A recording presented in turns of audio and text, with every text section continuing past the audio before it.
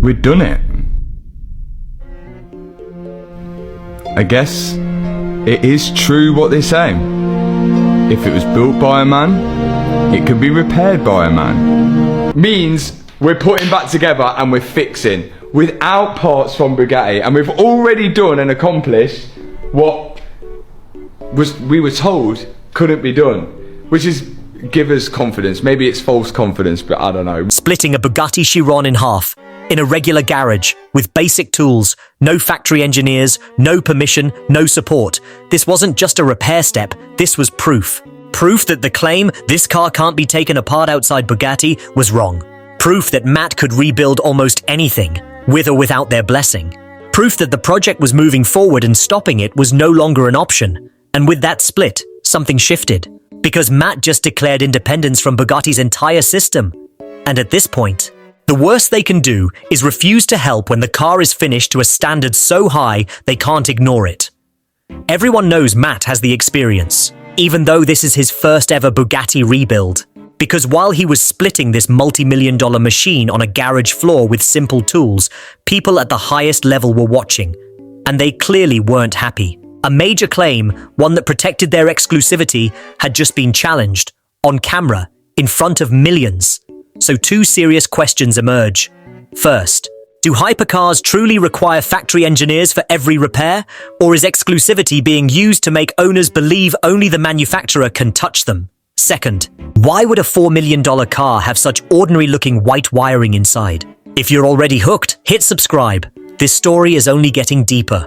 And if you think this rebuild is impossible, stick around, because the next 8 minutes are going to change your mind. Let's talk about the moment itself. The Chiron, sitting in two pieces. Engine out, subframe exposed, bodywork cleanly separated. This wasn't a cosmetic teardown, this was structural surgery. And it happened in a space no bigger than a two-car garage. No hydraulic factory lifts. No computer diagnostics synced to Molsheim headquarters. Just jacks, stands, hand tools, experience. The kind of setup most Bugatti owners would never believe could handle their car. But here's the thing. It wasn't just about proving it could be done. It was about doing it in a way that couldn't be ignored. Because once you split a car like this in public, in front of a global audience, you cross a line. You stop being a hobbyist with a wrecked hypercar. You become a threat to the narrative. That garage became a symbol, not of recklessness, of independence. For decades, brands like Bugatti have built their empires on a single idea. You can't do this without us. They control the parts, the diagnostics, the knowledge, the access, and they've convinced owners and the world that anything beyond an oil change requires flying the car back to the factory or bringing in certified engineers at $10,000 a day. But Matt just dismantled that entire model with a YouTube channel, a small team, and the audacity to believe a car is just a car. And inside, white wiring, off-the-shelf components, systems that looked normal, not alien, not unobtainable, just expensive. That discovery alone shook the illusion. Because if the internals aren't as exotic as the price tag suggests, what exactly are you paying for? The split was the breaking point. Up until that moment, the project could still be written off. He bought a wreck. He'll give up. He'll hit a wall. He'll need us eventually.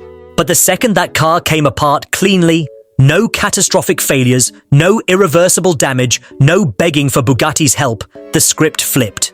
This was no longer a damaged car being tinkered with. This was a full teardown, a complete rebuild, a restoration that was moving faster than anyone expected.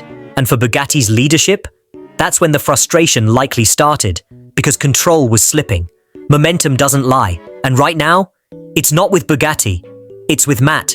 Every update, every parts hunt, every reassembly video, they all chip away at the same myth, that hypercars are untouchable. The rebuild is gaining traction, not just with car enthusiasts, with engineers, mechanics, people in the industry who know what's actually required to work on these machines. And they're watching someone do it without the factory's blessing. That's a PR nightmare waiting to happen. Because if Matt succeeds, if this car runs, drives, and gets certified, it rewrites the rulebook. It proves that independent repair is possible, that manufacturer monopolies on service aren't necessary, that the right to repair applies even at the hypercar level. And that terrifies brands who've spent decades building walls around their products. Real quick, if you're still here, drop a comment. Tell me, Do you think Bugatti should support this rebuild, or is Matt better off staying independent?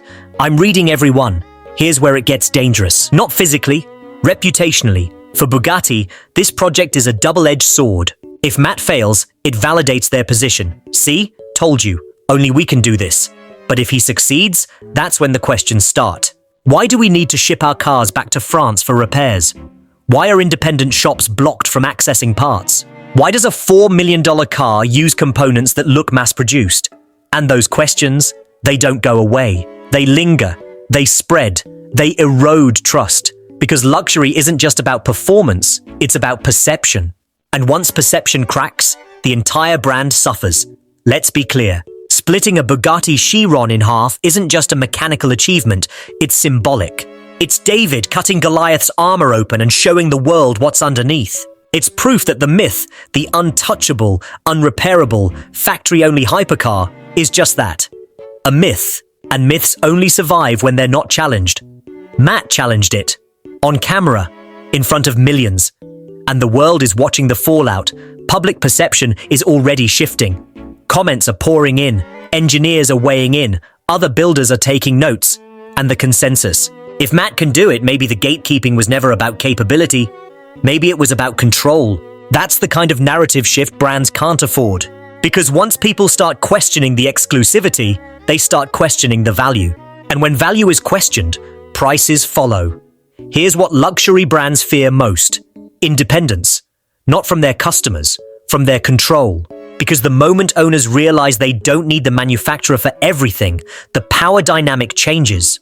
Parts become negotiable, service becomes competitive, brand loyalty becomes conditional. And for a company like Bugatti, whose entire business model relies on exclusivity and dependence, that's existential. Matt didn't just split a car, he split the illusion. There's always a moment. The moment where the underdog goes too far. The moment where the establishment says, okay, now we have to respond. This was it. Because disassembling the car wasn't the line. Sourcing parts wasn't the line. Splitting it in half, cleanly, confidently, publicly, that was the line. That was the moment Matt stopped being a curiosity and became a problem.